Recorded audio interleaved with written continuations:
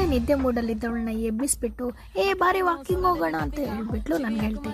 ಹಂಗೆ ಎತ್ಕೊಂಡು ಕಣ್ಣು ಒರೆಸ್ಕೊಂಡು ದೇವರಿಗೆ ಕೈ ಮುಕ್ಕೊಂಡು ವಾಕ್ ಹೋಗ್ತಾ ಇದ್ದೀವಿ. ಅಲ್ಲೊಂದು ಹೋಟೆಲ್ ಕಾಣಿಸ್ತು. ಇದೇನು ವಾಕಿಂಗ್ ಹೊರಟೋರು ತಿಂತಾ ಇದ್ದೀರಾ ಅಂತ ಅನ್ಕೋಬೇಡಿ, ನಾವು ಹಂಗೆ ರೀ ವಾಕ್ ಅಂತ ಹೋಗ್ತೀವಿ, ಏನಾದ್ರೂ ತಿನ್ಕೊಂಬರ್ತೀವಿ. ಹಂಗೆ ಇವತ್ತು ಹೋಗಿರೋದು ಮಿಲ್ಕ್ ಕಾಲನಿ ಬಳಿ ಇರೋ ನವಯುಗ ನಾಟಿ ಸ್ಟೈಲ್ ಹೋಟೆಲ್. ಅಲ್ಲಿ ಹೋದ್ಮೇಲೆ ನಾವೇನ್ ತಿಂದ್ವಿ ಅಂತ ನಮ್ಮ ಫ್ರೆಂಡು ಸೂಪ್ ಕುಡಿಯಲ್ಲ ಅಂತಿದ್ಲು, ಬಟ್ ಇವತ್ತು ಕುಡಿದ್ಬಿಟ್ಲು. ಯಾಕಂದ್ರೆ ಮಟನ್ ಸೂಪು ಅಷ್ಟು ಚೆನ್ನಾಗಿತ್ತು. ಇದು ಲೊಕೇಟ್ ಆಗಿರೋದು ಅತಿಥಿ ಗಾರ್ಡೇನಿಯಾದ ಆಪೋಸಿಟ್ ಅಲ್ಲಿ. ಮಲ್ಲಿಗೆ ಇಡ್ಲಿ ಅಂತೂ ಸೂಪರ್ ಆಗಿತ್ತು.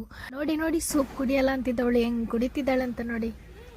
ಜಿಮ್ ಟ್ರೈನರ್ ಬೇರೆ ಹೇಳಿದಾರಂತೆ ಚಿಕನ್ ತಿನ್ಬೇಕು, ಬೋನ್ ಎಲ್ಲ ಸ್ಟ್ರಾಂಗ್ ಮಾಡ್ಕೋಬೇಕು ಅಂತ. ನಾನಂತೂ ಈ ತಟ್ಟೆ ಇಡ್ಲಿನ ತಿಂದಾಕ್ಬಿಟ್ಟೆ, ಅಷ್ಟು ಸಾಫ್ಟ್ ಆಗಿತ್ತು ನೋಡಿ. ವಿಷಯ ಏನಂದ್ರೆ ನಾವಿಬ್ರು ಅಲ್ಲೇ ತೊಳ್ದಿಲ್ಲ, ಬ್ರಷ್ ಮಾಡದೆ ಹಂಗೆ ಎತ್ಕೊಂಡು ಬಂದಿದ್ವಿ.